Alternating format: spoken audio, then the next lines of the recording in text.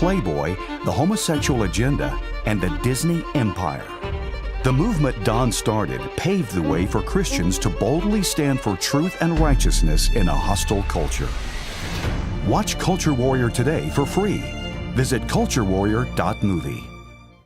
Jenna Ellis in the morning on American Family Radio. I love talking about the things of God because of truth and the biblical worldview. The U.S. Constitution obligates our government to preserve and protect the rights that our founders recognize come from God, our Creator, not our government. I believe that Scripture in the Bible is very clear that God is the one that raised up each of you, and God has allowed us to be brought here to this specific moment in time. This is Jenna Ellis in the morning.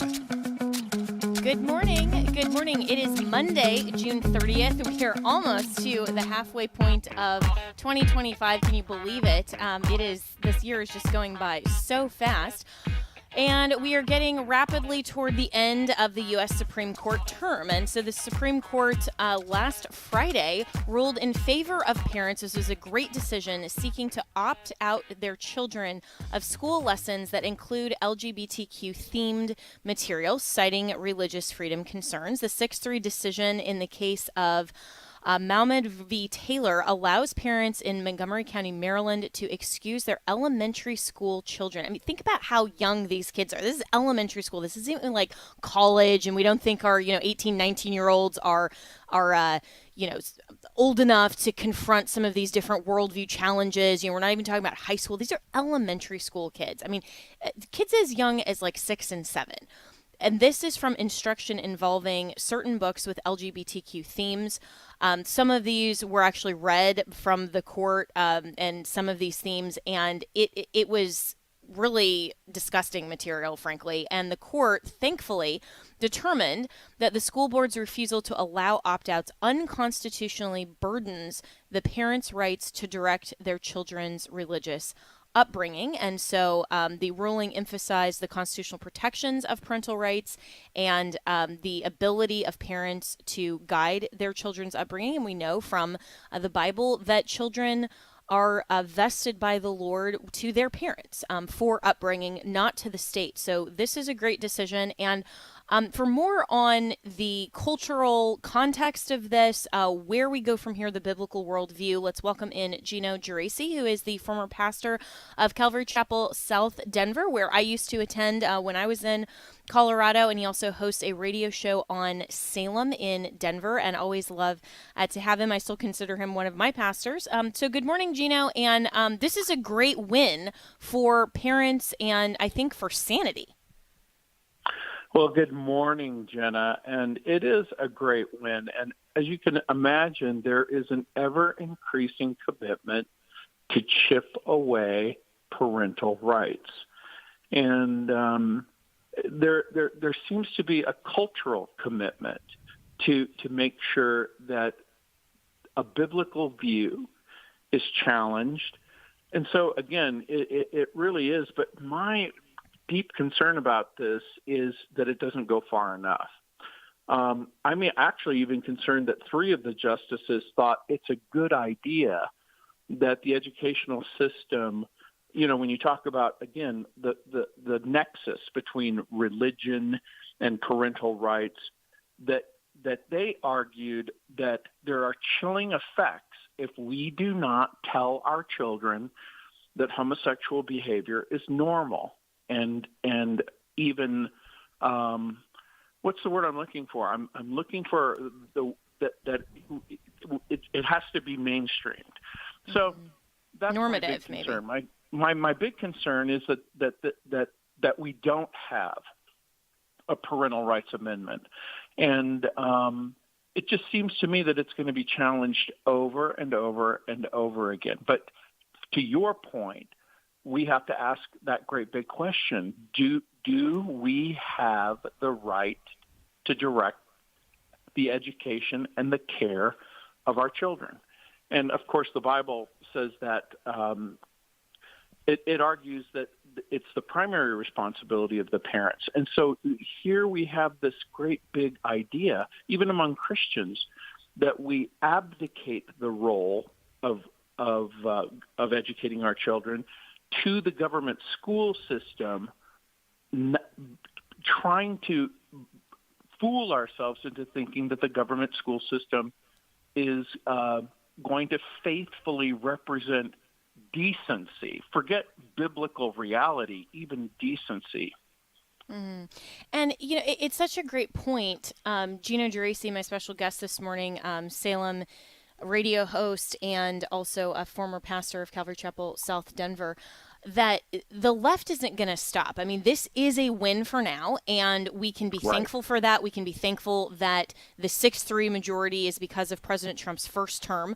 But when you look at the three justices that are actually saying from the highest court in the land that somehow parents don't have the right to opt out and that this should be normalized and that it's somehow bigoted or whatever their view is, to suggest that parents can't opt out their kids and this should be able to be taught from a state-funded institution, that's insanity. I mean, and that's something that absolutely flies in the face of not only religious freedom, but parental rights and everything that our country is about.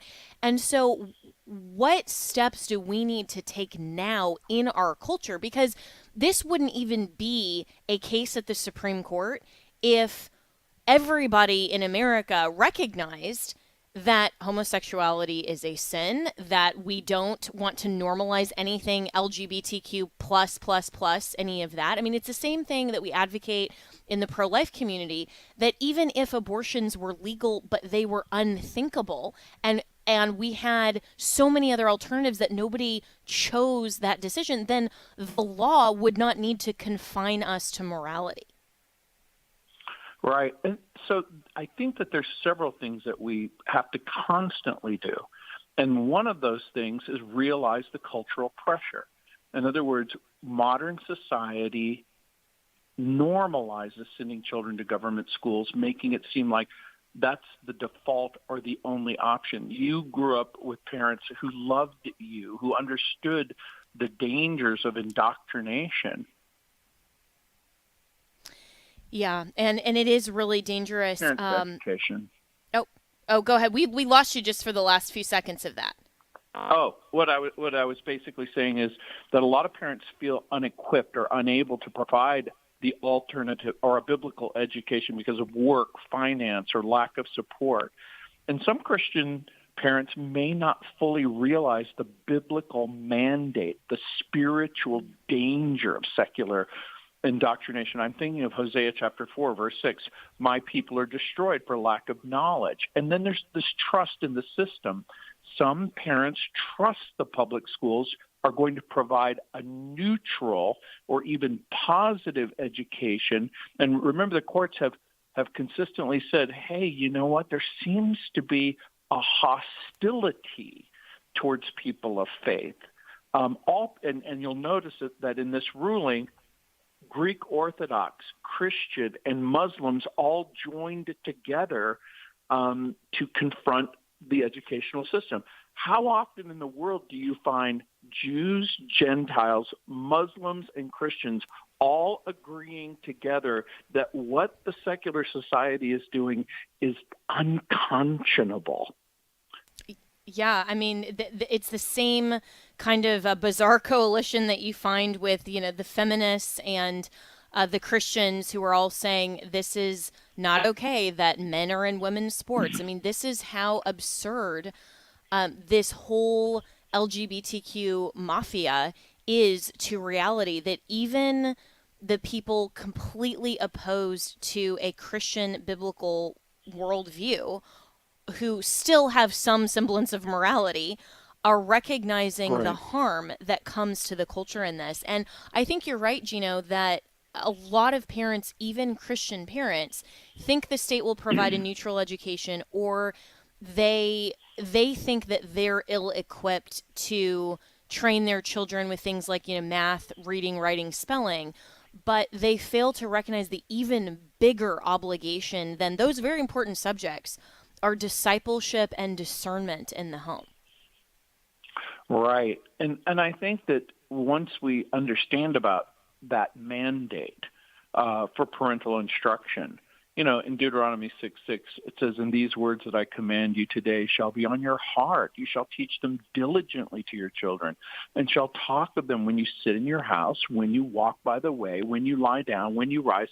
The idea being, hey, guess what? Part of the reality in which we live in is we get up in the morning, we live throughout the day, we go to bed at night, understanding that there's a God in heaven who's revealed the truth. And Paul talks about this in Romans chapter 1, where he basically says when people suppress the truth, they damage both the conscience and then they challenge creation. And so we live in a world, in a society that denies the created order and that calls you to abandon your own deeply held convictions in your conscience. And so, we know that this is a culture war. It is a true, genuine divide, and we have to continually ask and answer ourselves, the question: what will I do to ensure that my children are safe?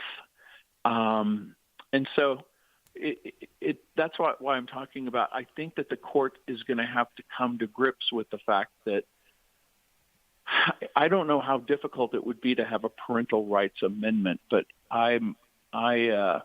it just seems crazy to me. You're a constitutional attorney, and I remember asking so many of my attorney friends, how is it possible that the Bill of Rights, that they don't offer sufficient legal protections for families?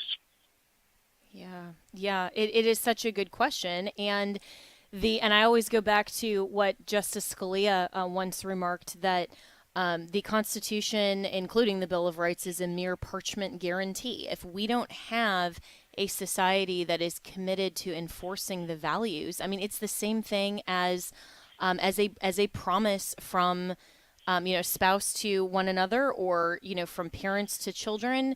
If your word is your bond, but you have to have an enforceable mechanism. And really, in society, that should function as the church. And so the question, I think, for you and other pastors, Gino, and for Christians who, we shouldn't just be, if we're not engaged in, full-time ministry, we shouldn't just be pew sitters and going to church. So when I say the church, I include all of us who are Christians. What role should we play to help support this understanding of parental discipleship and navigating these issues so that our culture will continue to protect parental rights, and we don't even have to have these types of controversies that, 100 years ago wouldn't have come up to the U.S. Supreme Court?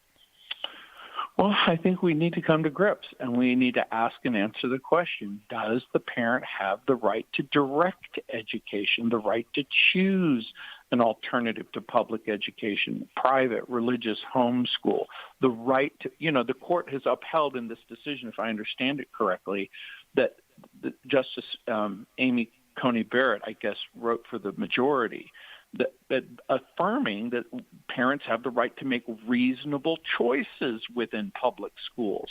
And remember, the dissent is saying, well, if we allow parents to make reasonable choices, it's going to throw the whole government education system into chaos. And I'm thinking, let's hope so. Let's hope so. Let's hope that there is an educational, a social, civilizational goal that we have, that we're going to have citizens, not subjects. We're going to have education, to have citizens who can function properly in society, rather than indoctrinated individuals who have been disconnected from a biblical worldview. So I think that's part of it, where we go, hey, we have to come to grips and ask and answer the question, will I live out my deeply held belief that I am the person responsible for the care, the custody, and the education of my child or my grandchild? Yeah, and what should the church be doing to protect the family, because when you're talking about the Bill of Rights and the protections from our Constitution, another thought that struck me as we're talking here is that the Constitution and the Bill of Rights really protect individual rights and not necessarily and specifically textually the family as a unit, where obviously the family is an institution that God ordained and specifically described in Scripture, and that would be a reason for a something like a parental rights amendment to specifically describe what a family is. And when we've been talking about, things like President Trump's IVF executive order, for example, a few months ago, the concern that I had in that is that when he talks about family, it doesn't define it. And that allows the open door to all of this LGBTQ nonsense, which is really the left's view. They want to take and distort that definition of a family. And so when that whole idea isn't explicitly protected in the Constitution in terms of the rights that are protected, but we do know, that other case law and so forth has protected parental rights, what can we do as Christians to more explicitly define what a family is and ensure that, just like the definition of marriage is one man, one woman, we have to, as conservatives, properly define family as one mom, one dad, and children? Yeah, I think, again, there's the compassion portion. I can remember long ago with Focus on the Family, and there were bumper stickers that said, focus on your own bleep family. In other words, we live in a broken world, a culturally broken world, where we understand that not every family is a mom and a dad and children. You have an ideal situation, and in a sin-racked world, we have single moms, we have single dads, we have step-parent situations, we have all kinds of different situations. But I think, to your point, we still have to hold out the ideal of God's created order. And the ideal of God's created order is, well, there is a created order. Men are not women. Women are not men. Marriage is an institution that's founded by God. It isn't a social, cultural, or civilizational construct. It's something deeply ingrained in what it means to be a human being. So, again, we have to go all the way back to that beginning from a government standpoint and ask and answer the question, will Christians be salt and light? Will we elect people who embrace these views? Remember, all the way back to the beginning, that a constitutional government but even as Christians, we've compromised. So I think that, again, we have to begin to live out our deeply held beliefs about the biblical revelation. And so will it affect the culture? I hope so.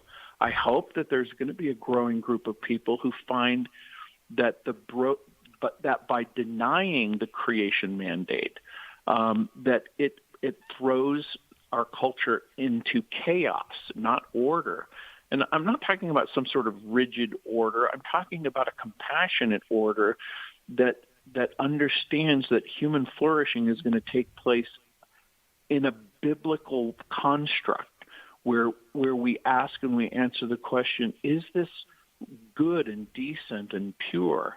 In other words, we can't participate in suppressing the truth and unrighteousness, but rather in expressing the truth with biblical joy that God in Christ tells us something about reality, and that Jesus still provides the satisfying solution to the problem of sin in the great culture in which we live.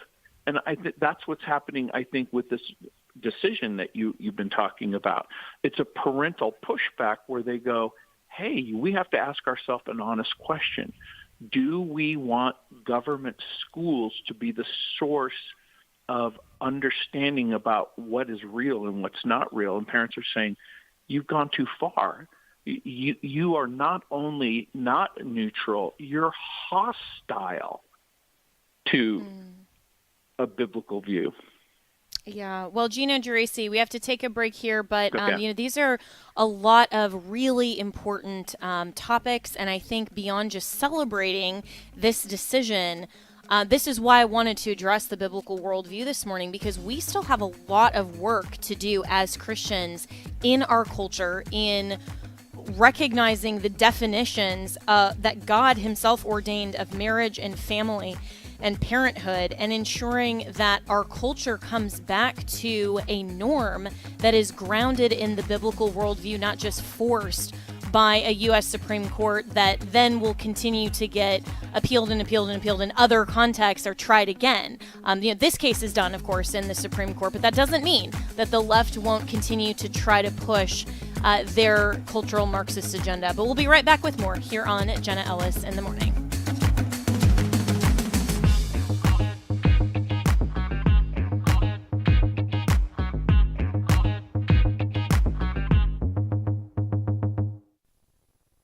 The Ten Commandments are the foundation of a life that pleases God. God gave us rules because rules can keep us safe from danger. They help us to know what is right and wrong. They are God's word. They are God's laws, and they show that all humans are sinners. When we instill them in our children, their lives will be forever changed. They show us the way to live, the way to love our neighbor, the way to love God with all their heart, with all their soul, and with all their mind. Soli Deo Gloria. To God alone be the glory. The Ten Commandments Speech Challenge is a great way to get our youth aged 7 to 17 to learn and really focus on the depth of the Ten Commandments. All they have to do is write and present a 3 to 5 minute speech on why the Ten Commandments are important, with special emphasis on the first commandment. It's also a great family project because you can help them write and record their speech before June 30th. All the details are at afr.net/10 Commandments. God warns and then He delivers. In Isaiah chapter 5, the prophet Isaiah proclaimed a judgment on the Jerusalem of his day. His message was one of final judgment. No more warnings, no more time. Could his words be the final words of judgment on America? Hello, I'm Sam Rohrer with the American Pastors Network and another Stand in the Gap Minute. In verse 24, God said, "I'll destroy your nation because you've rejected my commands and despised my holy name. Therefore my fearsome anger will come against you. I've warned and pleaded with you, but you've ignored my voice." In that day, Israel deserved God's judgment. Their sin was great. Their time was up. Shouldn't we in America look in the mirror and consider our sins in light of Israel then? Idolatry, murder of the unborn, materialism, apathy, moral relativism, addictions of all types, bribery, corruption, and arrogant indifference. Will you join with us at Stand in the Gap Radio and TV and respond in repentance to God's warnings? Stand with us at AmericanPastorsNetwork.net. Hello, Americans. I'm Todd Stern. Stand by for news and commentary next. An Indiana sheriff has been ordered to remove a cross from his patrol car. A concerned citizen got triggered after seeing the cross decal on the rear windshield of a Hancock County sheriff's car. The Freedom from Religion Foundation said the presence of that cross on the patrol car shatters trust between officers and the public. Come on. They fired off a letter demanding that the decal be removed, and sure enough, the sheriff's department immediately removed the cross, even provided photographic evidence to the atheist group. Now, the out-of-town atheists were no doubt giddy over their victory, but there's one problem. It's not illegal for a cop or a sheriff's deputy to display a Christian message or a cross on their patrol cars.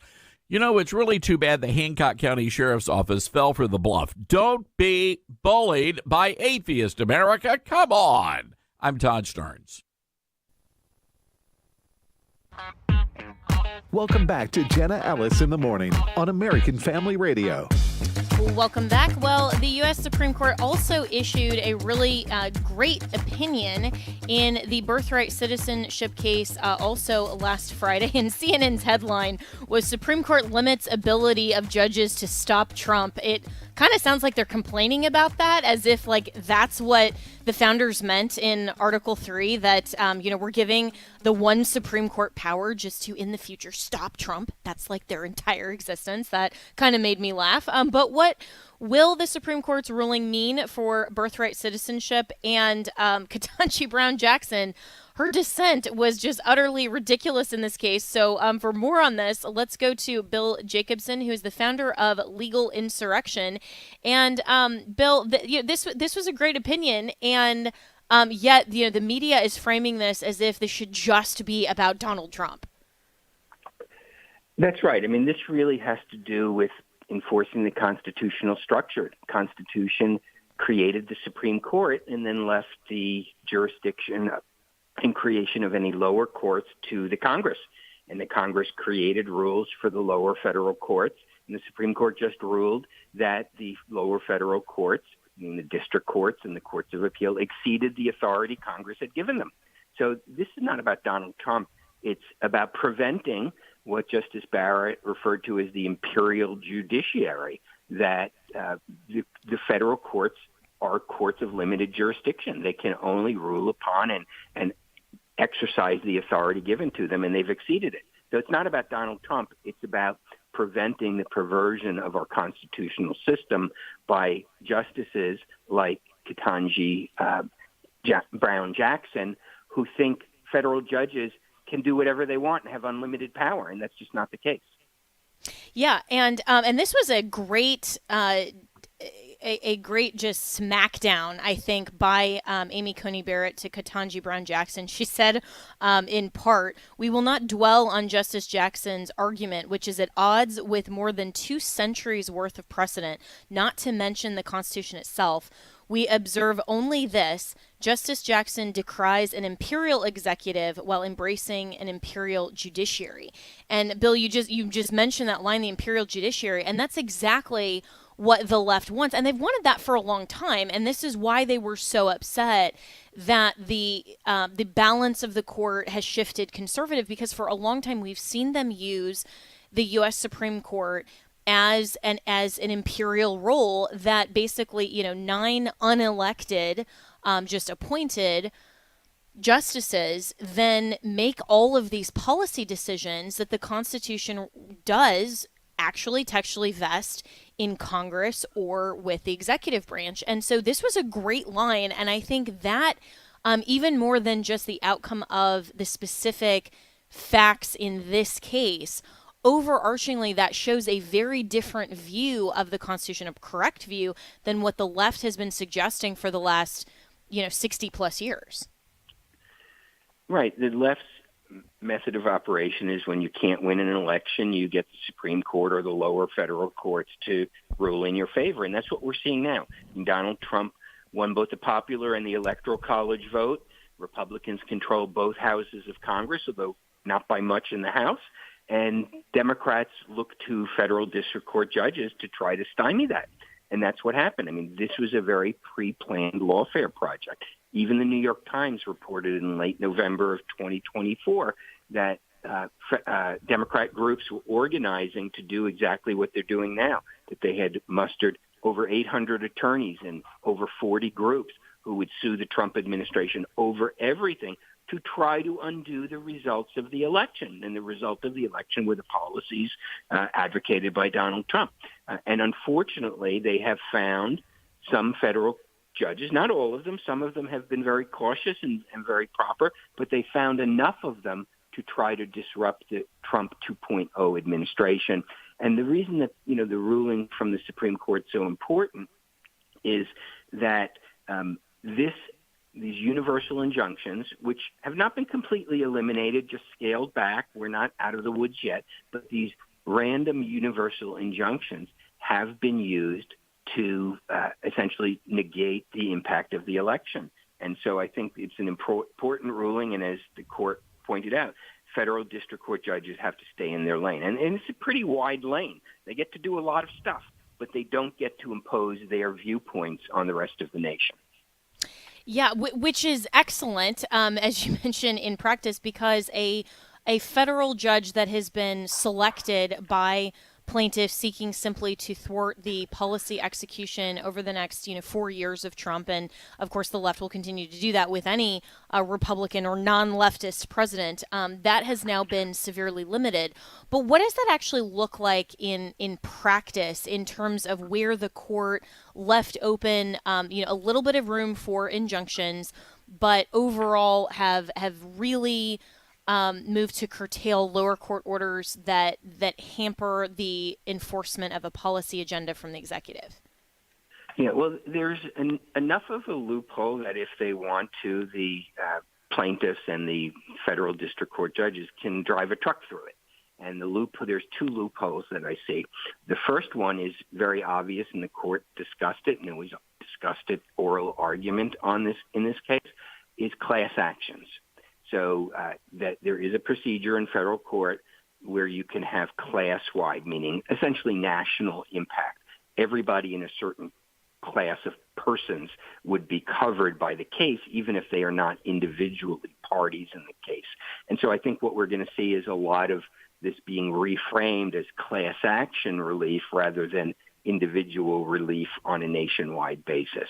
And that's already started. The group CASA, I think their name is, has already refiled their complaint or filed an amended complaint trying to cast this case as a class action. But there are class action rules, and there are certain things that need to be followed, and it will slow things down a little bit. So that's loophole number one, is a lot of these nationwide injunctions are going to have recast as class actions. Loophole, number two is the court said that you can't have these universal injunctions except if it's necessary for complete relief. And I think the birthright citizenship case maybe is a case where they might be able to argue that. And there is a logic to having a single uniform birthright citizenship rule in the country. And so I could see that might survive. So those are the two loopholes, class actions and framing the universal injunctions as necessary to achieve complete relief. But that said, at least there has been an admonition from the Supreme Court, and it's much more likely in light of that either district court judges would be more hesitant to do something, or that appeals court judges would be more likely to issue a stay of those actions.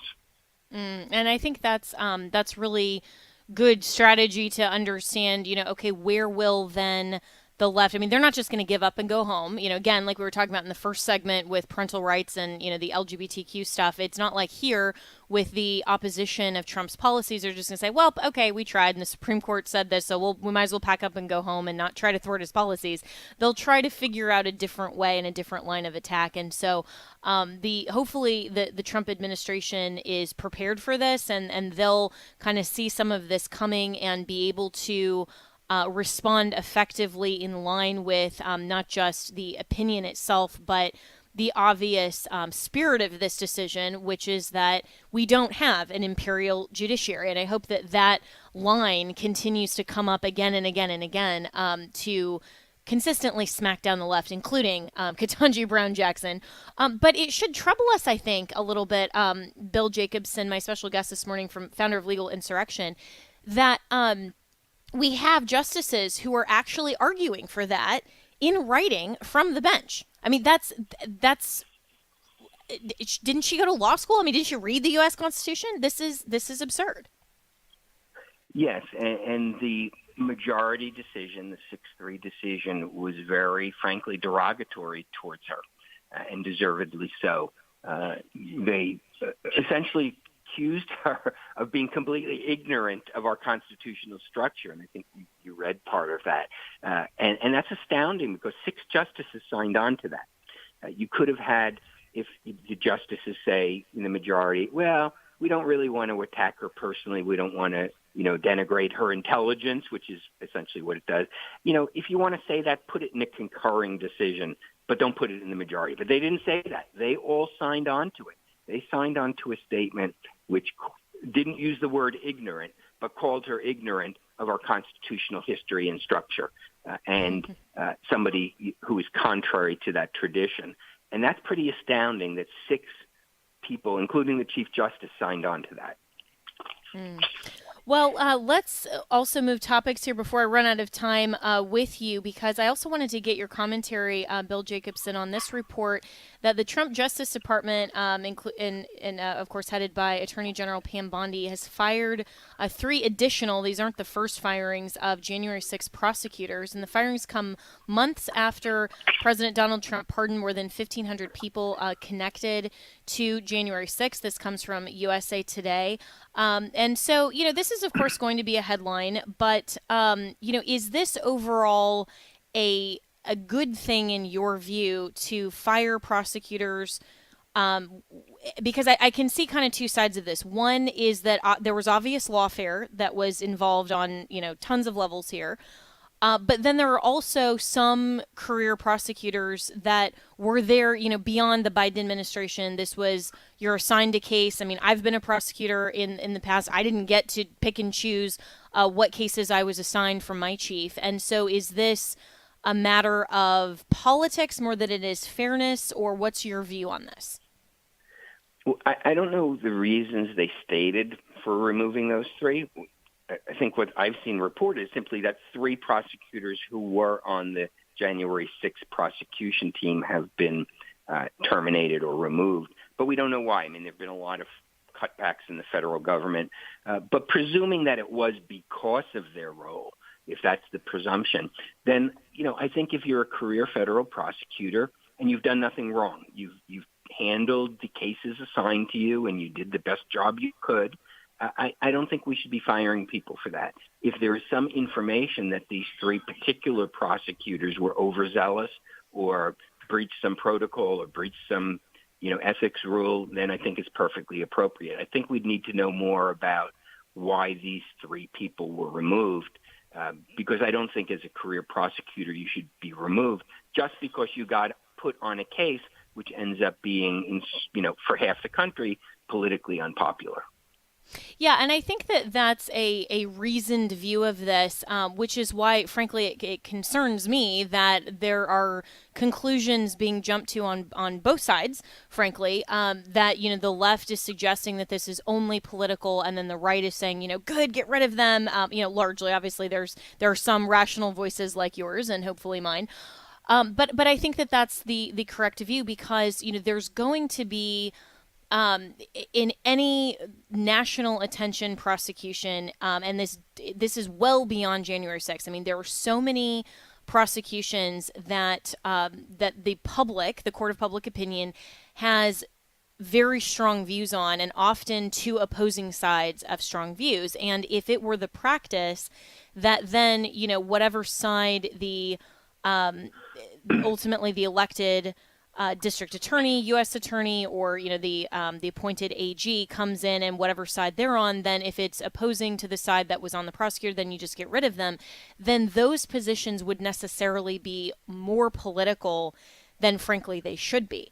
So I agree with you that we need more information, but I think the overarching point for our listening audience is that we shouldn't just applaud this. We shouldn't also just say, well, this went too far, before knowing more. And the rule hopefully should be that these offices are not used for political lawfare, which obviously they have been in the past. And how do we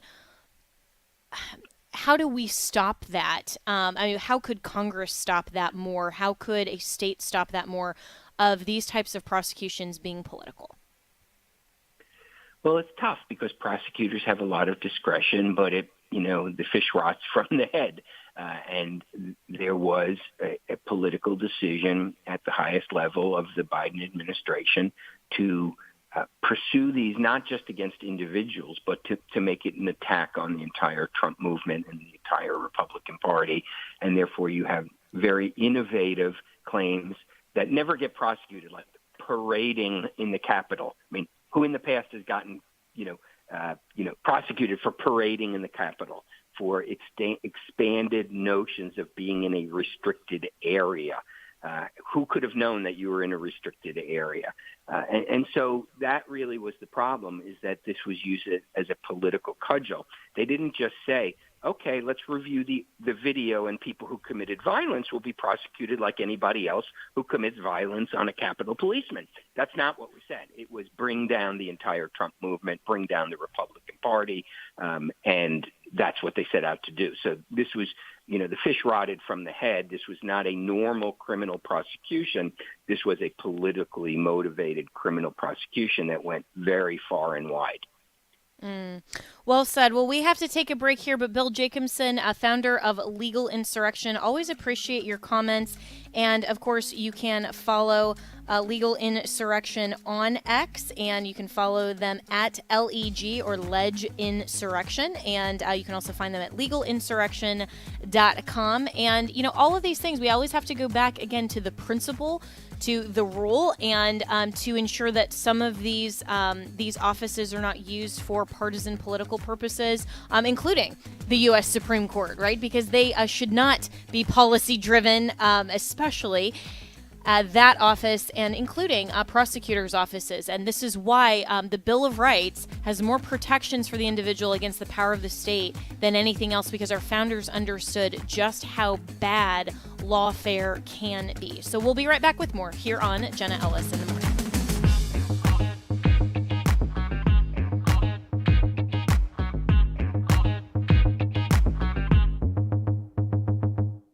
President Trump made it clear the government will not go along with the woke agenda. Sadly, the gender radicals have intensified their attacks on our families.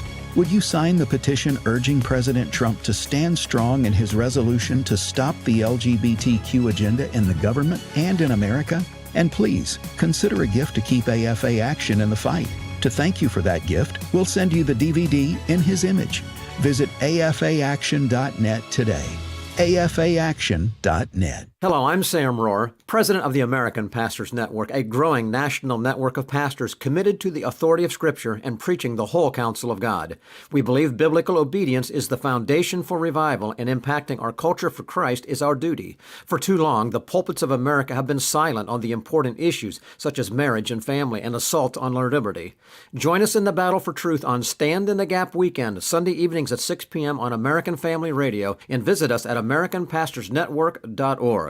You could be a part of our first ever Weekend with AFA, Thursday, October 2nd through Saturday, October 4th in Tupelo, Mississippi. Our Weekend with AFA event in October is going to be a chance to meet AFA supporters in person. We'll have tours, fellowship, special speakers, and more. I'll do some stand-up comedy, Abe will do some preaching, and I'm really excited about it. It's a Weekend with AFA, Thursday, October 2nd through Saturday, October 4th in Tupelo, Mississippi. Speakers will include Abraham Hamilton III, Jenna Ellis, Tim Barton, Tim Wildman, and more. I am thoroughly looking forward to our Weekend with AFA coming up in October, where we're going to be able to meet our supporters like yourself, to fellowship, to visit our facilities here in Tupelo, and to have everyone come together for a wonderful weekend. That's October 2nd through 4th. It's a Weekend with AFA, and we hope you can join us. Register at afa.net/weekend. That's afa.net/weekend. Do you believe in the absolute inerrancy of God's holy word? Do you believe in the power of the Holy Spirit to radically change lives and empower us to live like Christ? At Wesley Biblical Seminary, we believe God is raising up a movement of people across our nation and across the world who hold fast to the authority of the Bible and the hope of holiness. We are working today to equip tomorrow's pastors and Christian leaders through biblical and theological education and practical ministry that's accredited, affordable, online, and highly personal. Our programs include undergraduate, master's, and doctoral degrees, certificate programs, and even training for lay people. So whatever your next step is in being equipped for ministry, we're here for you. And if you believe these are the kinds of pastors we need leading our churches in the future, we invite you to learn more about partnering with us through giving. Learn more about Wesley Biblical Seminary by visiting us at wbs.edu today. Welcome back to Jenna Ellis in the Morning on American Family Radio. Welcome back. And a very interesting headline from late yesterday. GOP Senator Tom Tillis won't seek re-election, he announced in North Carolina after drawing Trump's ire. That's a headline from NBC this morning. Tillis made the surprise announcement one day after he opposed a massive bill for Trump's agenda in the Senate. So he announced Sunday he won't run for re-election, and this surprise decision opens up a seat in the battleground North Carolina that was already set to be one of the most hotly contested races of the 2026 midterms, between the primary for Tillis and then a few others that are running. And of course, the speculation is whether or not Laura Trump will now get into that race. So you'll recall, though, and for those of you that follow me on X and social media and otherwise, you'll recall that Thom Tillis is the one that was pushing an amendment as well to the One Big Beautiful Bill that would strip Americans of the ability to bring justice against mega corporations, insulating big tech and big pharma and other woke institutions from legal accountability. So he was deceptively marketing this as taxing quote-unquote foreign litigation funding, when in reality it would subject all litigation funders to a 41% levy.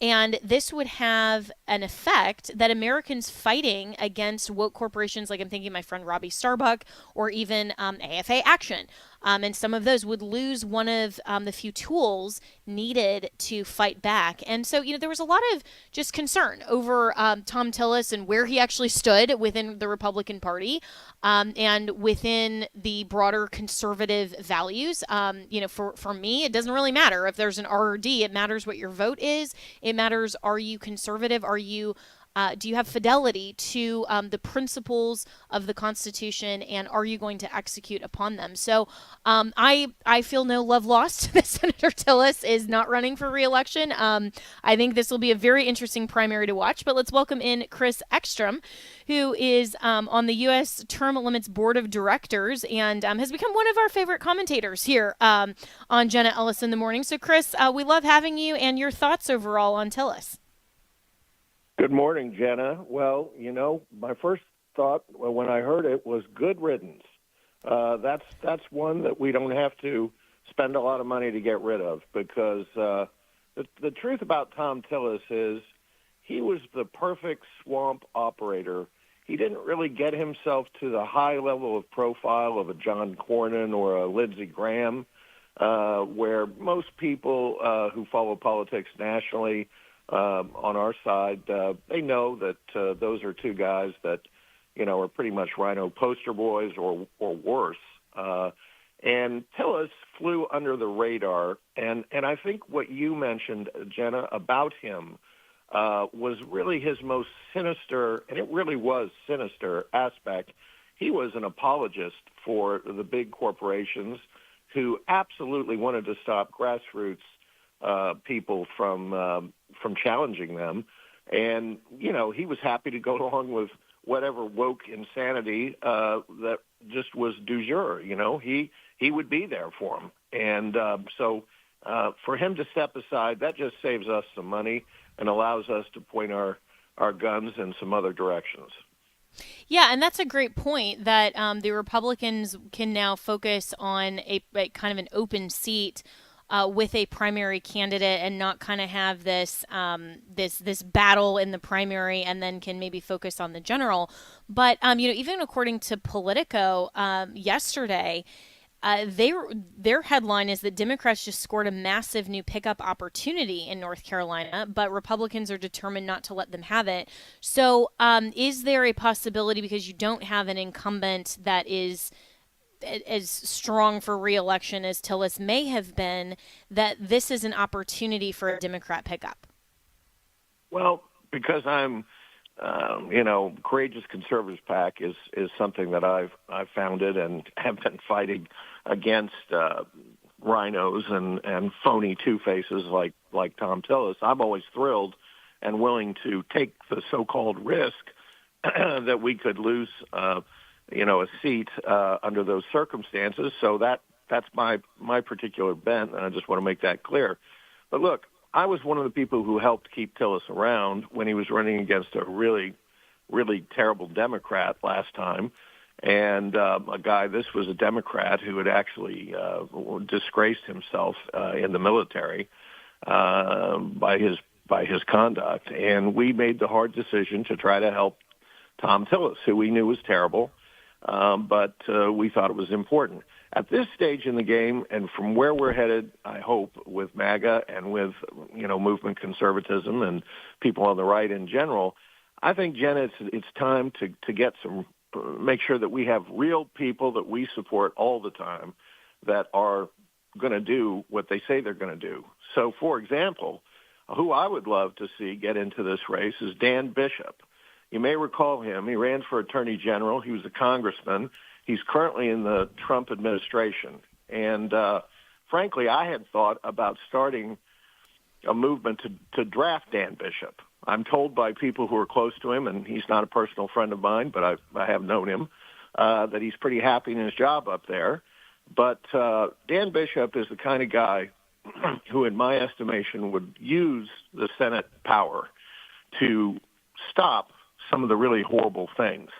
And Tommy Tuberville did it with this abortion traveling for the military, and he did his best to prevent that by preventing the promotions from going up. I see a guy like Dan Bishop as somebody who could use that power.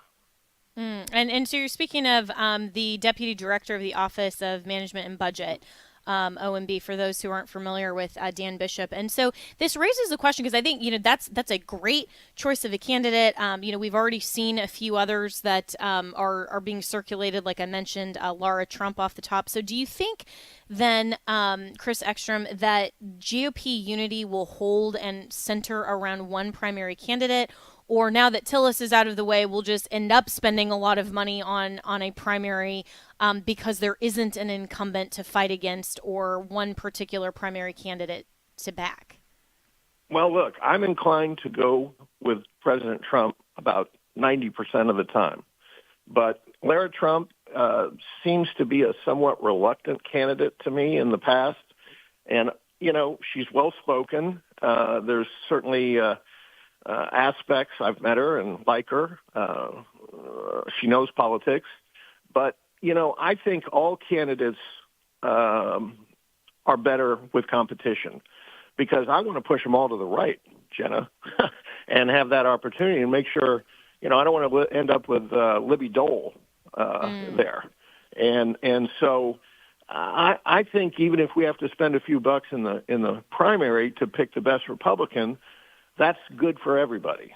And sorry, go ahead.